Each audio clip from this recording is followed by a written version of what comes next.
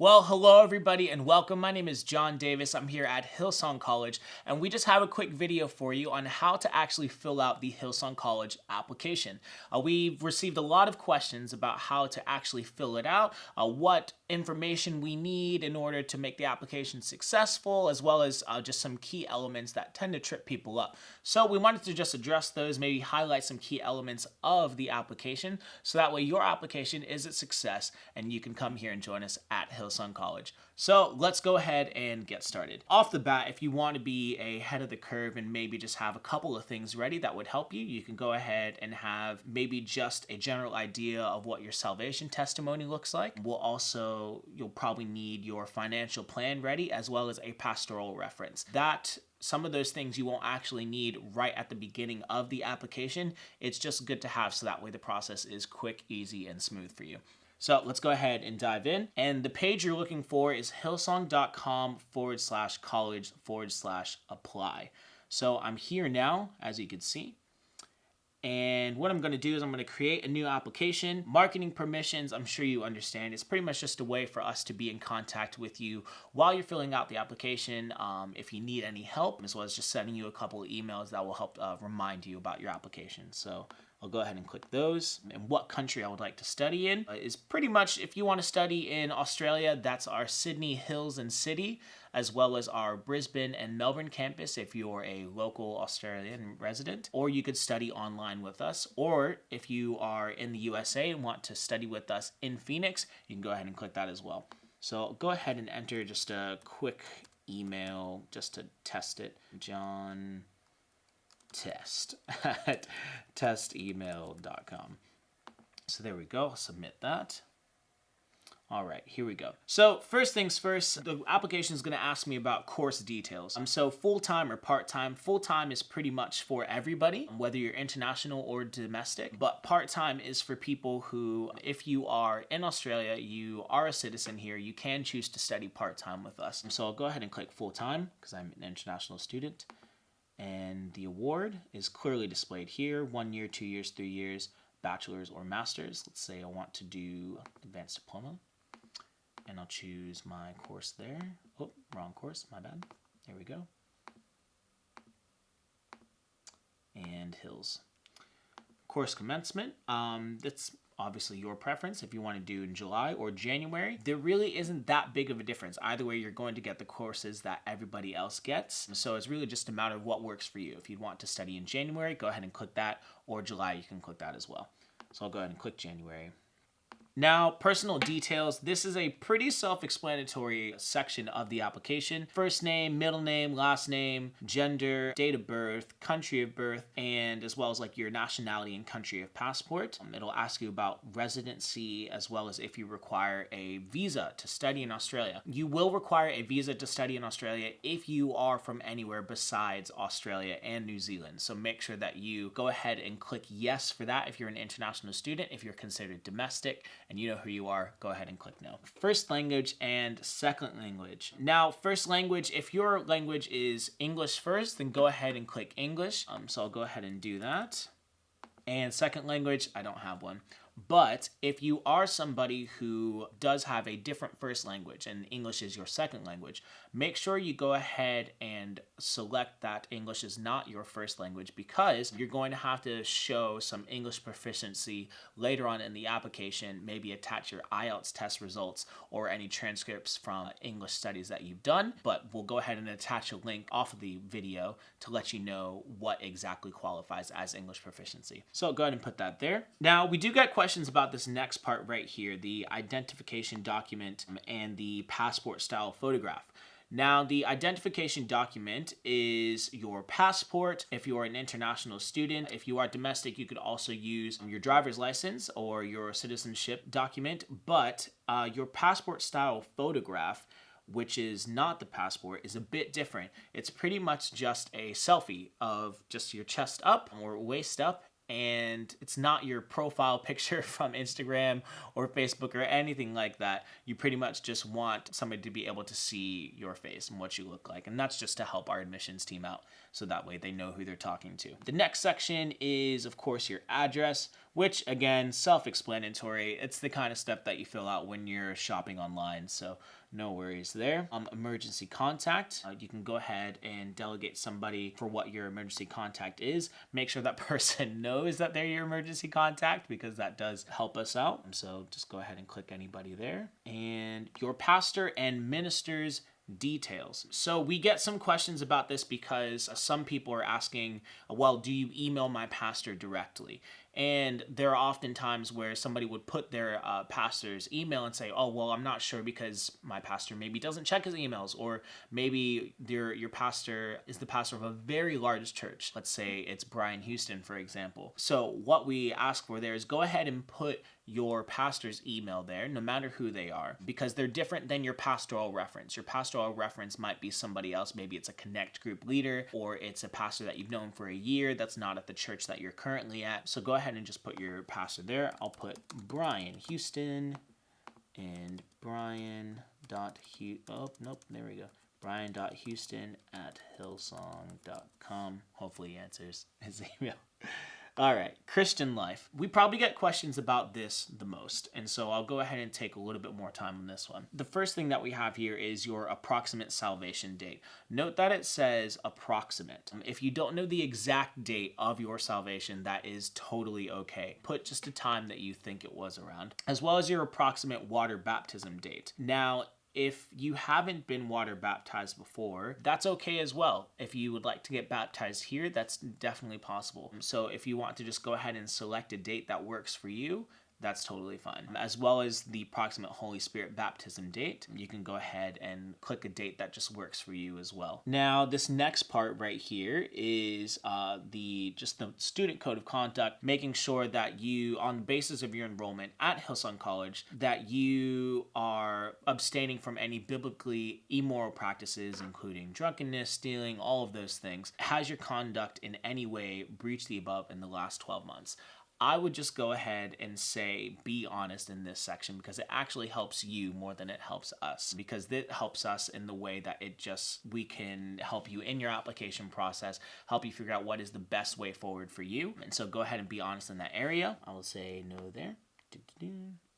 Church or campus, that's pretty self-explanatory, as well as your church address, suburb and town, state, postal zip code, and country, as well as telephone number. For telephone number, go ahead and just put like the reception or something like that. And will this church be providing your pastoral reference?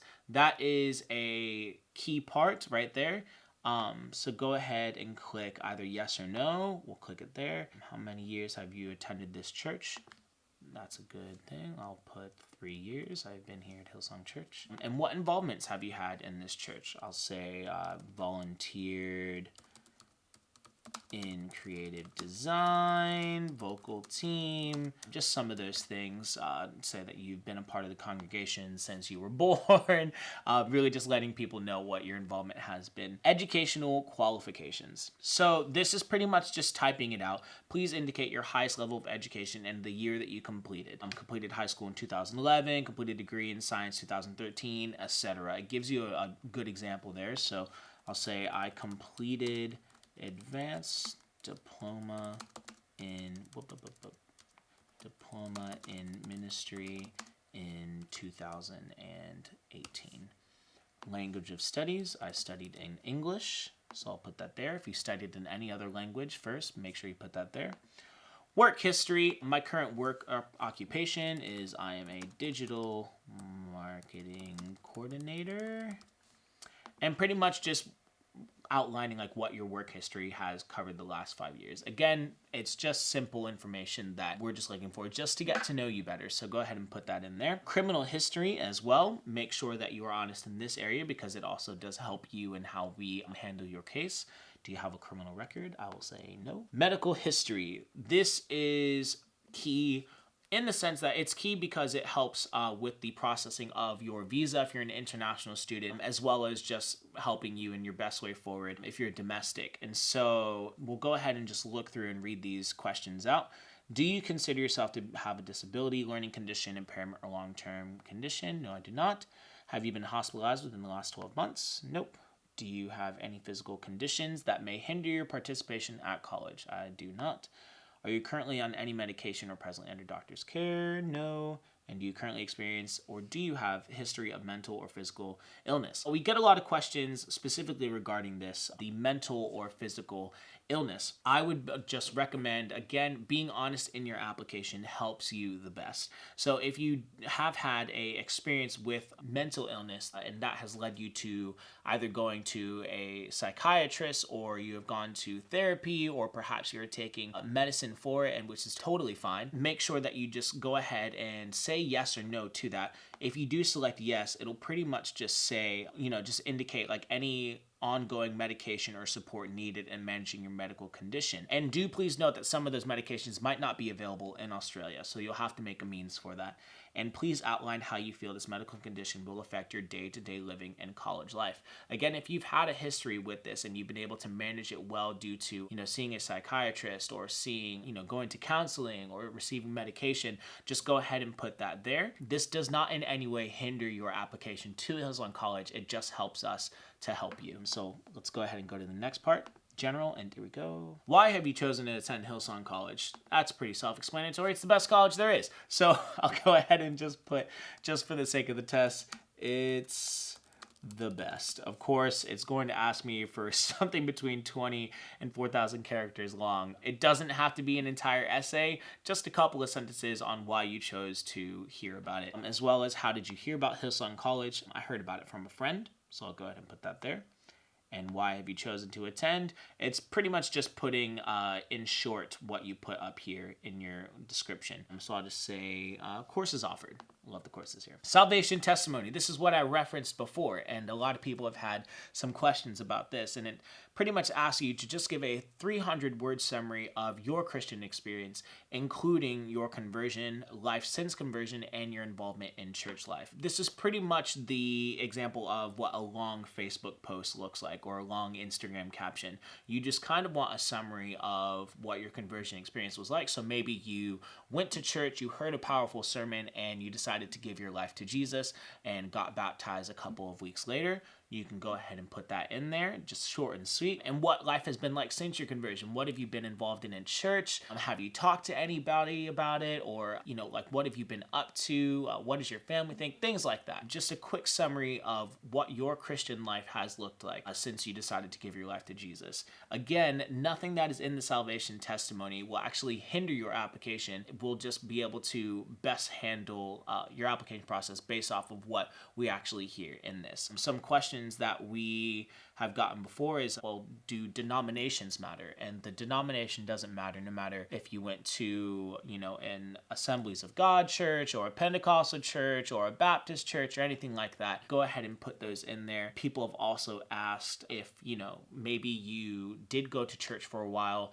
and then you stopped going to church, and things got kind of rough for a little bit, but then you started going back maybe a couple years ago and things are looking up these days. That's totally fine. Go ahead and put that in there as well. Again, it won't hinder your application process. It just helps us to better understand you and how to deal with your case. So the next part I'll go to is financial details. So it says here, to be accepted into college, you must have sufficient funds for all college-related fees, travel costs, accommodation costs, etc., either through personal savings or by sponsorship. Please confirm how much you currently have saved for college in Australian USD, in Australian dollars, or USD if you're in the US, or detail your plans for obtaining sufficient funds. So this is actually the main part where a lot of people get tripped up. And so I'm going to take my time on this just to let you know what we're looking for when filling out the application. So pretty much what you'll want to do is maybe do a little bit of research as far as what it looks like from moving from your country over to Australia if you're going to the US, or if you're moving interstate because you're already in Australia, or if you're moving interstate because you're already in the US and you're going to our Phoenix campus. What it looks like to fly over there. So I know for me, moving from Florida, which is where I'm from, to Australia, it was about a $1,500 plane ticket. So I went ahead and attach that in there just to make sure that I had enough. And also things like rent, I set aside how much I would have for rent for the first 3 months just to kind of get everything going, get my feet on the ground, as well as fees. You could find our fee schedule. We'll go ahead and put a link in the page there, but it's all over the website. So go ahead and figure out how much your courses actually cost. And then you want to go ahead and just write out what your financial situation looks like. So if you currently have $5,000 set aside in your savings account, then go ahead and put that there and say, currently in my savings, I have 5,000 AUD set aside for tuition, as well as maybe 1,000 AUD, nope, that's not 1,000, 1,000 AUD for travel costs. So if that's the case there, and that's how much you have, then you would also maybe put anybody who has said that they had wanted to sponsor you. So sometimes we get parents who want to sponsor, or sometimes we get pastors who want to sponsor. You're going to want to go ahead and note that in here. So just say, if obviously you've agreed with your parents or your pastor or anybody who's decided to sponsor you, my pastor has decided to sponsor me, and then you would either put how much the pastor or the parent or whoever the sponsor has decided, or you would put the, like, just if they've decided to cover the whole thing, whatever you've worked out with them. So let's say my tuition for the first year. And then obviously, like, will you receive sponsorship from anyone? If I select yes, based off of what I put here, I'll go ahead and select yes.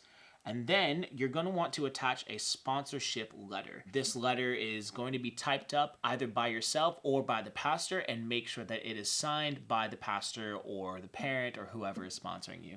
So let's say that I went ahead and just attached the sponsorship letter that I got from my pastor, as I noted up here. And the letter will simply say that he's decided to sponsor, or she's decided to sponsor X amount of dollars, and just go ahead and sign it at the bottom. Will you have any current financial commitments that will continue during the college year, i.e. a house or a car? If you're still paying off a car, if you're still paying off student loans, if you're paying off anything, go ahead and put that there. So let's say that I have a house, and if so, please give details. A house currently paying mortgage on.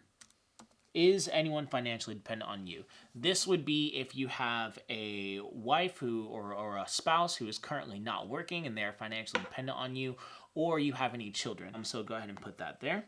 Now this next part, we are almost done. We are almost done with the application. It is just one small step away. Like I said, that financial details part is probably the part that keeps people tripped up the most. We'll go ahead and have like a couple of live sessions and things as well, just to talk about that a little bit more if anybody has any questions, or you can message us or email us and we'll put that in below. But the next part, disclaimer and application fee payment. We are almost done. This next part, it really just talks about the student code of conduct and what is expected in being a part of Hillsong College as a student. So we'll go ahead and have a read through those.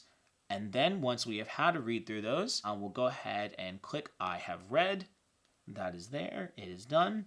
Next, I'll go ahead and put my name, John Davis, and the date is already there. If you are taking advantage of a special that we have had going on the application, I would go ahead and put that there. Currently, we don't have one, but perhaps when you're watching this video, we will. So go ahead and put that there. And this next part is just the application fee payment. So all you have to do is just go ahead and enter the card right here. Notice that it doesn't actually give you like a button or anything to press. You actually just have to click where it says card number, almost like it's a type field. Just go ahead and put the number.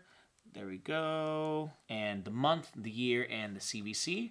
And then once you do that, you press submit and everything is good to go. Congratulations, you have successfully filled out the college application. All right, and after you go ahead and enter in your credit card details and you press submit, you're going to see this awesome page here, and it says, congratulations, your application was successfully submitted.